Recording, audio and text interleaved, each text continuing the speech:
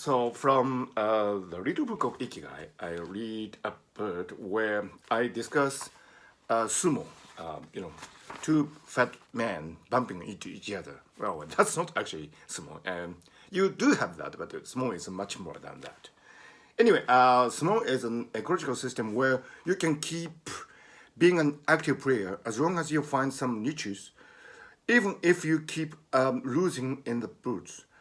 Hanakaze, Hatsurisakura, and Satono Fuji are all unsung heroes, having reasons to be proud in their own right, even though their performances are not good enough for them to be promoted to secretary.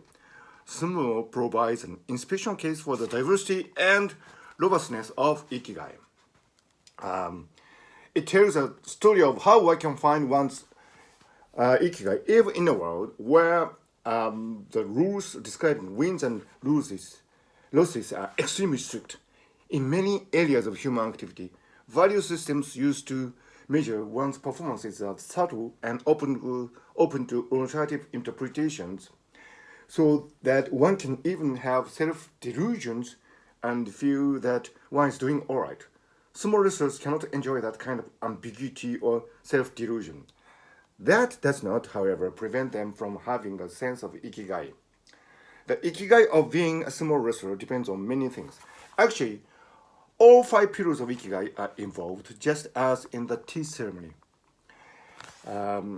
Starting small helps, as the training of a small wrestler depends on very detailed bodybuilding techniques, such as a particular way of carrying one's feet on the ring.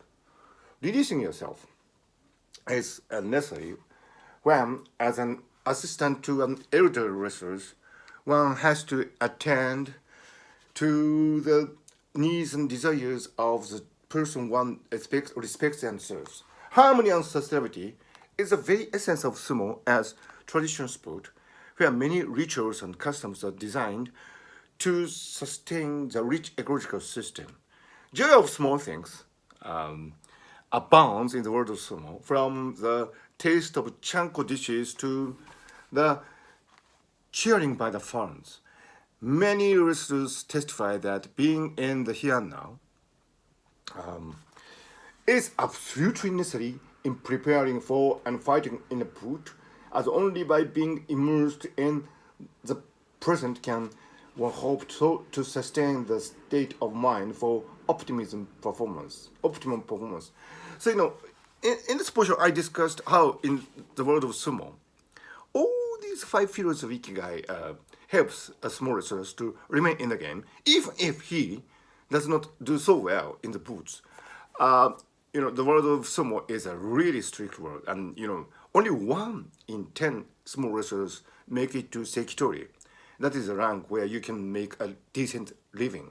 So 9 out of 10, 90% of small wrestlers never make it to sekitori, but they stay on. And there was this recent news coverage about Hanakaze. Hanakaze is a small wrestler that I mentioned in this book. He turned, I think, 50, and he's still at it. He's still trying to improve his small techniques, and he has never made it to sekitori. So you are 50 and you are not so good at the sport, but for the sheer love of sumo, Hanakaze stays on. That is totally different from modern day professional sports like professional baseball, football. You wouldn't be able to stay in the sport if you are not doing very well. So I think that is incredible diversity and embracing nature of the world of sumo. I think where you can be mediocre, you can be poorly performing, but you can keep being an essential member of the whole sumo family, which I think is really wonderful, and which I do think represents the philosophy of ikigai so beautifully. So ikigai is about unsung heroes. Ikigai is about underdogs. That is the really beautiful point about ikigai. So if you read this book, if you haven't read this book, I think if you read proofs like this, I think you will feel courageous to carry on with your life, whatever you're doing, because you are a hero. Even if you do not perform like a superstar, you are a hero because you can always find ikigai in what you're doing.